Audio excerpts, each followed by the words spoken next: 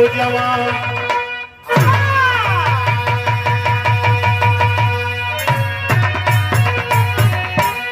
तो भाई प्राण से प्यारा कुछ भी नहीं, मुनि कह रहे सत्संग में, स्वार्थ तो लिपटा हुआ है हर जनों के अंग में।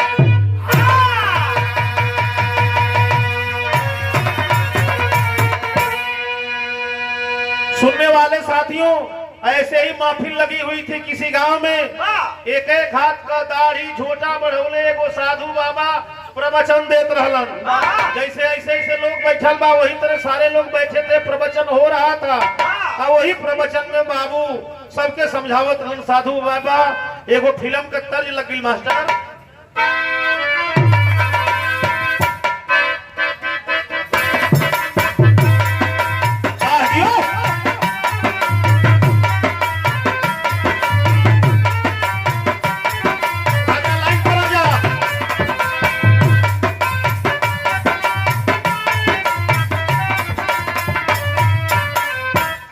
कि भर दे झोली मेरी या मोहम्मद, लौट करके न जाऊं मैं खाली। लेकिन बाबा लोगवन के समझावत रहलन कि होता कोई किसी का नहीं है, होता कोई किसी का नहीं है मायावी ये जग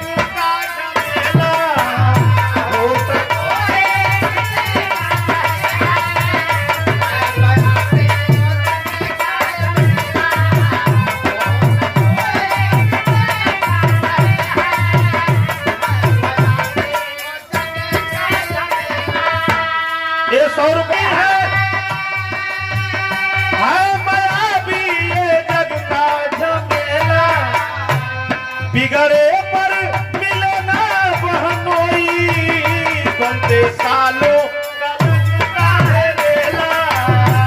बिगड़े पर मिले ना बहनोई, बनते सालों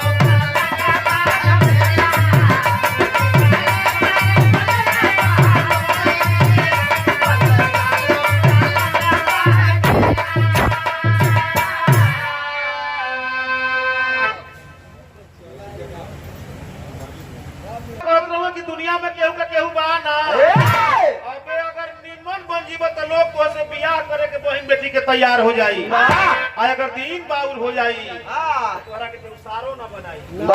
ये जमाना है। ये बतिया कहत रहलन कि बनले कसार बहन वही हो जगतिया में कोई नहीं अपना। इतना ही बात अभी हुई थी, तब तक एक यादव का लड़का जो दिन भर गाय और भैंस चराता था, उसी महफिल में जा करके सुनता था।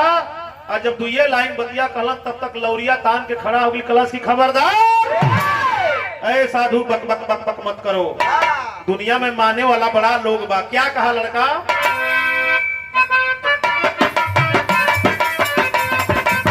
संत के बात पर गरज के नौजवान कहा,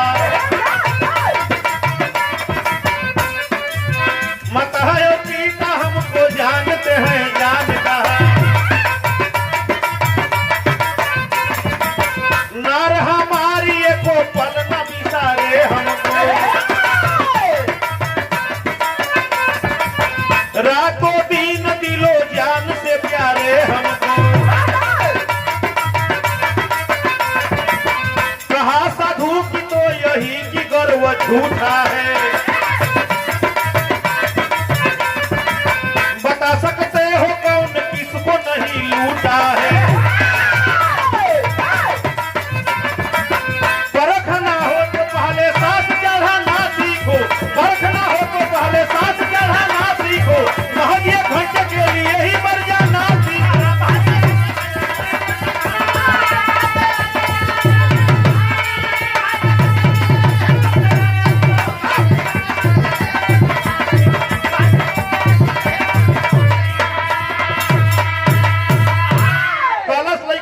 साधु बाबा तुहर दाढ़ी या झोटा दोनों एक बेर हम कबार ले। बोला साधु बाबा की क्यों? कहा के रे अपनी माई बाबू का हमें कहीं बेटा बानिए धरती पर हो जले, माई हमके गोदी में बैठा के अजुओ ना चुचकारे ले पुचकारे ले तन ओकरा मन ना मानेला। हमार बाबू जले दिन भर में दू चार हाली बाबू रे भैया रे बचवा रे हमार सूरज हुआ हमार चांद हुआ पहले बाबू का चैन ना मिलेला और रहल मेहरारू का बात तो भाई 2 महीना का गौना भैया जले मेहरुआ की मुंह में 2 कौर हम ना डालो आ जब हमारी मुंह में 2 कौर ऊ ना डाली तले दोनों आदमी में केहू आदमी का भोजन ना हो। साधु बाबा कहला कि तुम झूठ बोल रहे हो। कहा कि झूठ नहीं बोल रहा हूँ, रोज मेरे साथ ऐसा होता है साधु बाबा, ऐसा क्यों कर रहे हो? साधु ने कहा कि इसका टेस्टिंग लोगे? कहलस की टेस्टिंग ले, लेकिन अगर पास हो जाए तो साधु बाबा कहलन कि पास हो जाए तो सधुआई छोड़ दे, अब फेल हो जाए तो लइकवा कहलस कि फेल हो जाए तो जेवन कहब तेवन करब। कहला साधु बाबा की कुछ नहीं करे के, अपन सांस धीरे धीरे रोके के तू विद्या तो के सिखाई है। सांस जो ले तू 2 घंटा जहिया सांस रोक लेब तहिया तोहरा के हम बता दे कि दुनिया के लोग कितना जानत हो। यहाँ तर्ज बदल गई मास्टर।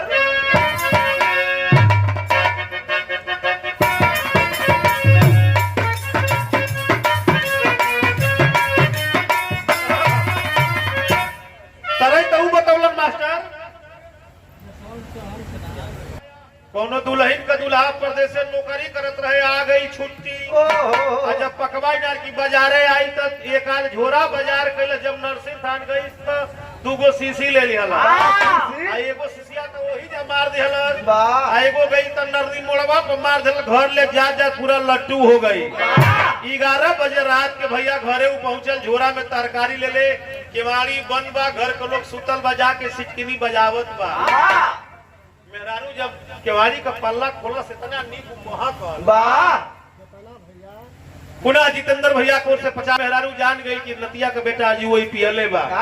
दौड़ के अपनी सास के जाके दुल्हन जगा के कहत में जौना के फिल्म के नाम बा भोजपुरी प्यार झुकता नहीं, खेसारी लाल यादव के गौले हवन। कैसे मास्टर?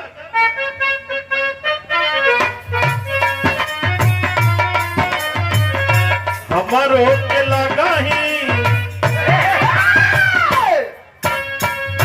हमारो के लगाही सुतलिए आमा बेचारा उर्पी के रोज करेला डरामा। हमारो के लगाही बेचारा उर्पी के रोज करेला डरामा।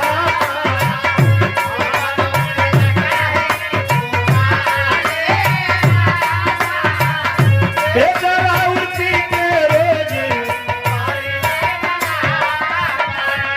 साधु बाबा कहन कि बाबू बोले साधु है समझाई बचुआ,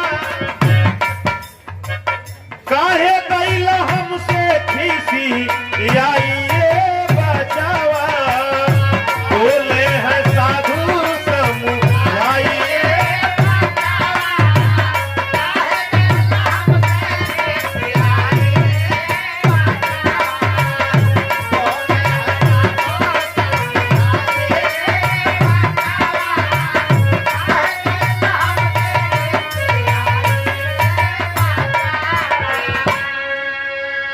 धीरे प्राणायाम की विद्या, सांस रोकने की विद्या सिखाते गए। धीरे रोके का विद्या वो सीख गई लड़का। सांस के कहियो आधा घंटा रुकलस, कुछ दिन की बाद 1 घंटा रुकलस, कुछ दिन की बाद वो 2 घंटा सांस के रोक लेलस। साधु बाबा जान गिलन कि अब हमार टेस्टिंग वाला समय आ गई बा। लड़का के कहलन कि सुन, रात के खाना वाना खा के सुतिए, सवेरे जब उठी है तो जाके मर मैदान कर लिया, जब घरे ये दुवरिया में चित्ते उलट जाइए, सांस के चढ़ा दिए, आंख के मूंद लिए, जवले हम आईब ना तौले तोरी शरीर का कोनो अंग हिले के ना चाहिए। इसी तो तू कह दिए कि हम मर गई बानी। लड़का ये कैलस है पंच लोग, रात के खाना वाना खैलस, बाबू से माई से मेहरारू से बोलस बतेवलस, बढ़िया से रहल। सवेरे उठ के अपन ससिए रोके धड़ाम से वही दुवरिये में गिर गई। आज जब दुवरिये में गिर गई तब माई देखलस, कलस कि आई हो दादा, अरे हमारी बाबू के का हो गई ले दादा। माई लगली रोवे। कैसे रोवत है मास्टर?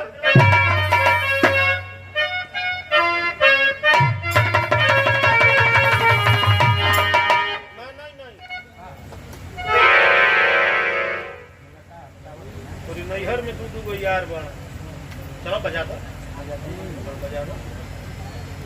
कहत के चका से बोलती हर बेर काहे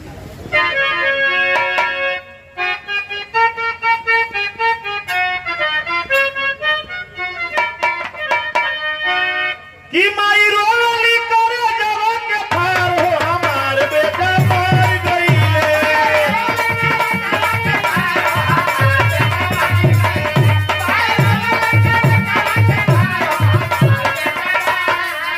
इतना माई रोलस की टोला के अगल बगल के लोग बिटुरा गई टोलावा पड़ोसावा के लोग बटुरई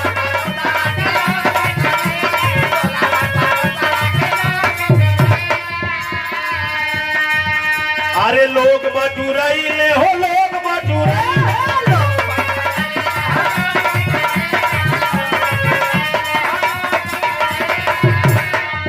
धनी विधवा का लखनिया पार हो हमार बेटा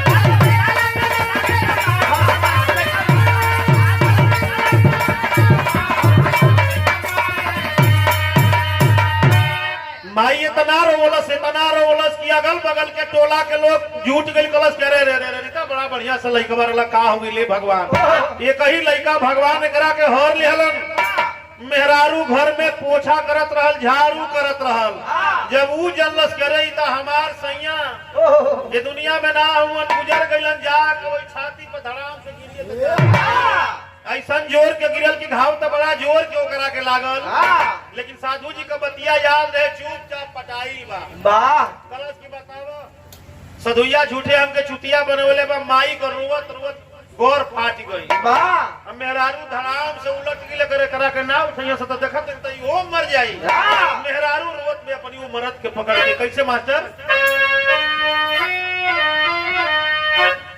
तरज बदल की मास्टर कही तो अरे छतिया के पीटी पीटी अरोवत बेजान नवा हो अरोवत बेजान नवा हो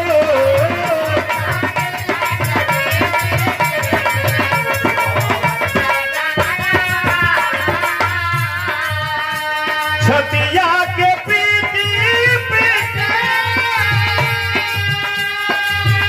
रोवत बेजान नवा हो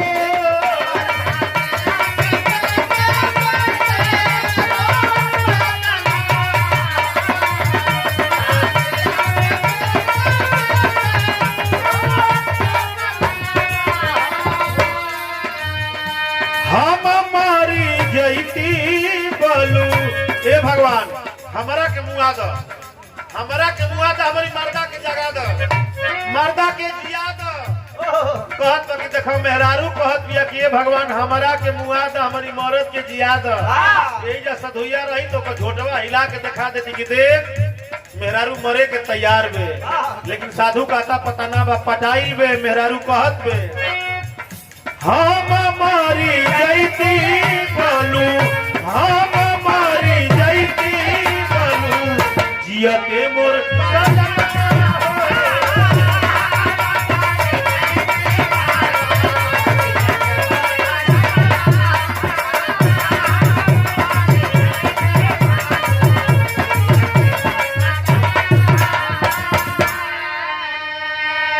इतने कोई के मेहरारू पूरा अपनी वो साड़ी के घुमा के पहला सा चल दिहला कलश की जगह कतहू इनार कोना होई तो हम गिर के अपन जान दे देई आज जब चलल उधरी गांव के टोला के मेहरारू ओकर दोनों हाथ पकड़ लेली कहला सुतल के अगर मेहरारू के हमार गांव के मेहरारू ना पकड़ ले रहती तो जाके इनार में सचहू कहीं मर गई सधुइया कहाँ बा वो के आवे के चाहिए लेकिन आँख के मुदले बा ए बात के जानकारी भाव चलत बा 5 से 7 मिनट औरी लई तब तक ज्योति सरगम का नंबर आ जाएगा मेरे दोस्तों मेहरारू चलल कले गांव का मेहरारू को पकड़ ले जाना मत 2 ही दिन का इतने ही दिन का ये मेहमान था इसको मरना था ये मर गया तुम तो जिंदा रहो बाबूजी कपार पर गोबर लेके खांची के गई रहलन खेत में जब अइलन दुआरे देखलन कि कैसन भीड़ लागल बा सब रोवत बा गौवा के लोग कहलन कि अरे भैया तोहरे कहीं लइका रहल भगवान ओकरा के उठा लेलन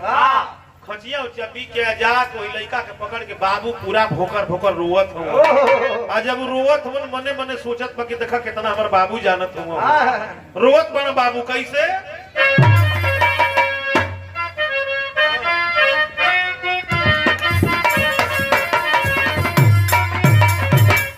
अरे उजड़ गई बाबूजी चिल्लात हो उजड़ गई हाय मेरी फुलवारी उजड़ गई।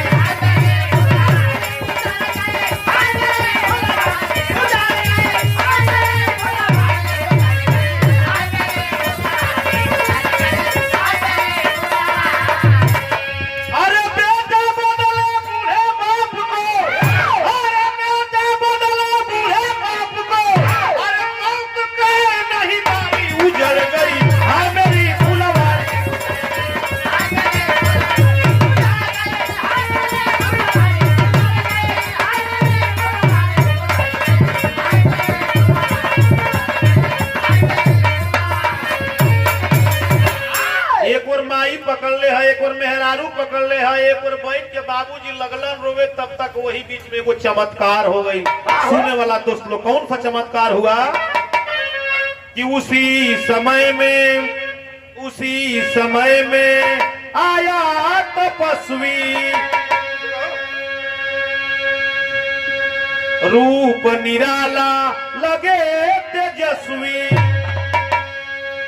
वही समय में एगो दाढ़ी छोटा बढ़ौले एगो बकुड़ी ले ले एगो अपनी एक कन्हैया में एगो झोरा टंगले सीताराम सीताराम राधे श्याम कहता हुआ एक फकीर पहुंचा। फकीर के रहल सधुए रहल जो प्रवचन देत रहल। लड़का कलश की सार वही माई का रोवत रोवत कुकड़ाउर छूट गई। बाबू का कूल हो गई। तो गौवा का ना धैले रहता सब तो अबे मेहरुआ हमारी नरा में कूद के मर गए हितवा वही खने आई। अच्छा चलो आई मेहरुआ से हाथ धो दिल रहती चलो आई तो उसी समय में आया तपस्वी रूप निराला लगे तेजस्वी। अरे सुनो सुनो रोने वाले अरे सुनो सुनो रोने वाले अरे बोल पड़ा तपधारी उजड़ गई मेरी।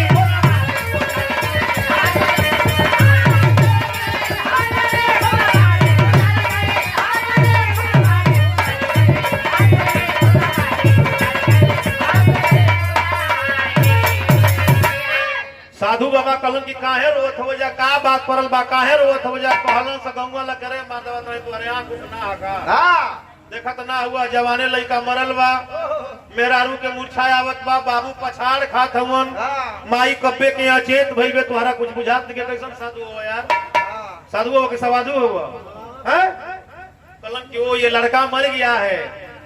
अच्छा आप कौन कौन आप लोग हैं तो एक जानी कहली कि सरकार इनका हम माई है। अच्छा आपके हैं तू सरकार जाना कहला कि इनकर हम बाबू हैं।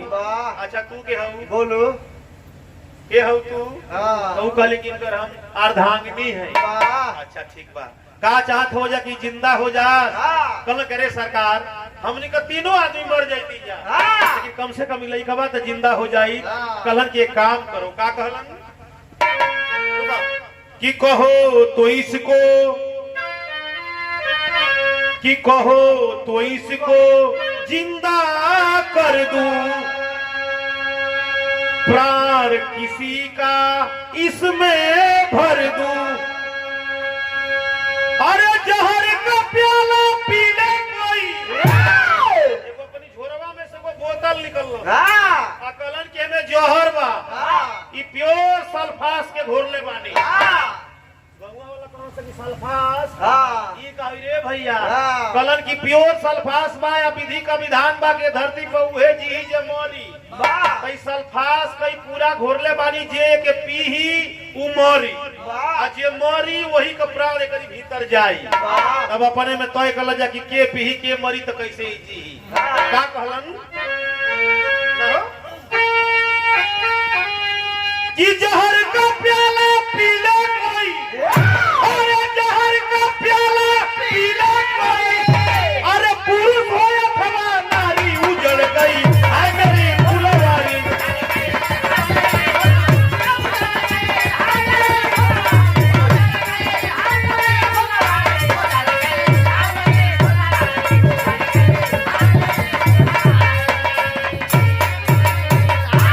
कभी जी टेरी का भाव दिहलन मास्टर कि गजब की हमारी पिया चले, अरे गजब की हमारी पिया चले, अरे गजब की दुनिया बाटे स्वार्थ के पीर पिया। ए भैया जब इतना बात भइल कि के मरी के जी तो जब बोतलवा का मुड़िया निकलन, बोतलवा का जब मुड़िया निकलन तो धीरे धीरे लोगवा कहला कि सरवा जब ई मुआई घली हमनी के जियाई ते रहला से का फायदा भइल का मास्टर। अरे महुरावा के दरिया से भागे सब लोग हो, महुरावा के दरिया से भागे सब लोग हो,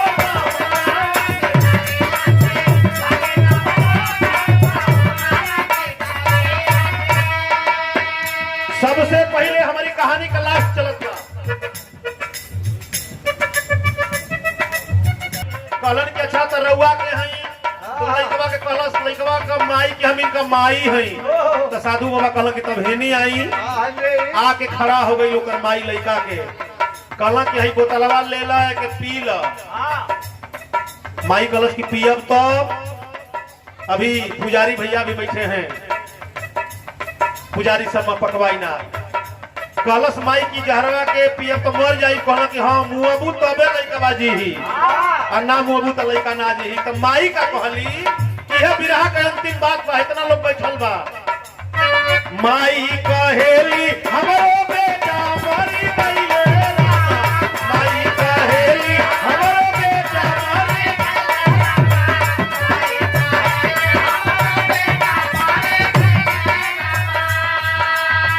हमरो के मारल चाहे, हमरो के मारल चाहे रोची के ही ढोंग हो, महुरावा के दरिया से भागे सब लोग हो, महुरावा के दरिया से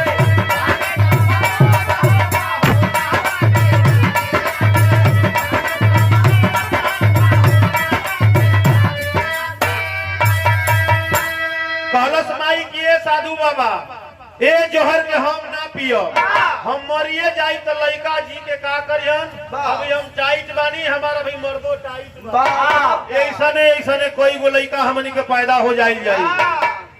लइकवा कलश किए भाई माई तो फेल मारी गई, कहत या कि ऐसने ऐसने लइका कई गो पैदा हो जाई। अब चढ़ल बा तो रोका जाओगे आप, खाली पैसे पगाई तो बिगड़ मार गए लइका कलश की माई फेल मारी लच्छा चला जाए तो मेहरारू हमार बे एकरी मुंह में हम 2 कवर डालीला तो हमारी मुंह में 4 कवर डालीला, ई ना फेल मारी। साधु बाबा कहलन की आपके कहली कि हम इनका अर्धांगनी तो कहलन की आई आई बोतलवा के पाई तबे अर्धांगना जी हन। मेहरुआ जब सुनलस तो मेहरुआ का कैला हाँ पाहुन हाँ उनको बही लगबो। मेरे दोस्तों लास्ट लाइन चलत में मेहरारू के बोलावगी कि मेहरारू का कहत पे मर्दा चुपचाप पटाई बा कि मेहरारू हमार धोखा ना दे। मेहरुआ का कहलस कि चढ़ली जवानी हम ना बाती में मिलाई बनाता, बाती में मिलाई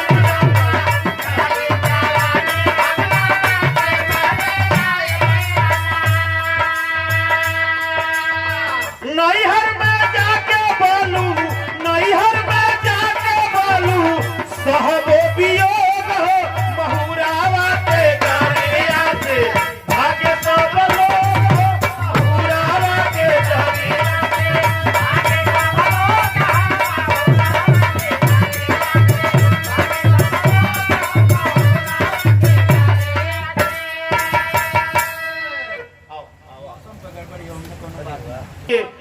मेहरारू कलश की जब हमार सास जी कहत है कि हम ना मुअब जोहर ना पियो तब ही हम 2 महीना का गौनहरी मेहरारू ई मर गइला मर जा, हम नैहर जाई हमार बाप भाई जियत हम से दूसर बियाह कर दिया सा।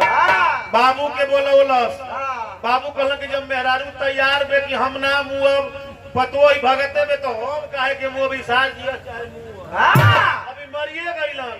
पटाइल बा चुपचाप लइका वही तरह सधुइया मुस्कियात बा कहलस के चाहिए बतावा जा एमे से केहू ना पीही केहू ना पी कुछ लोग भाग रहन तनिए मनी कुछ लोग रहलन कहला कि हे भगवान धरती आकाश पेड़ पौधा चिड़ई चुरुम मनो का खर खानदान हो गई नाच चलत बा अरे नहीं भाई कौन मजाक थोड़ा गाओ गाना गाओ मेरे दोस्तों कहलन कि एक पंच लोग केहू ना पी दे के हम ही पिया तो नहीं बाँच जाई तो बाँच जाई मोर जाई तो मोर जाई लड़का के जियावे के बाद गट गट गट गट गट गट बोतल के पी घलन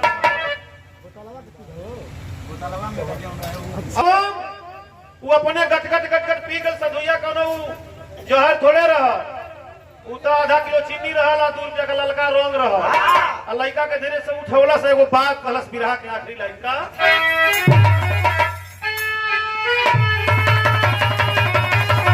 अरे छभर बाजई सरी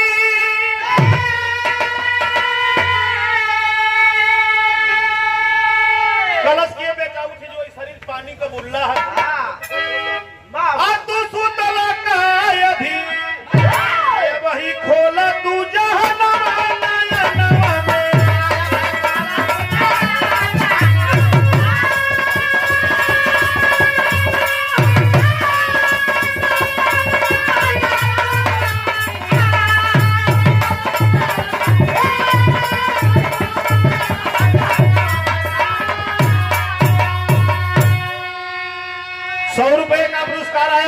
कलन की बताओ बेटा कि तोर माई बे कि तोर बाबू बागन कि तोर मेहरानू बे कि जो तू 2 करोड़ डालत रहले ह तो 4 करोड़ डालत रहली ह बतावे दुनिया में के बा कलश के साहब केहू नहीं के रहुआ सही कहानी अंतिम घड़ी सब फेर मार गई सब फेर मार गई वही लड़का आगे चल कर के किस नाम से प्रसिद्ध हुआ वही महर्षि दयानंद के नाम से प्रसिद्ध हो गई ले अरे जब अनोखी दिव्य दृष्टि के तब भारत में जेकर नाम गगन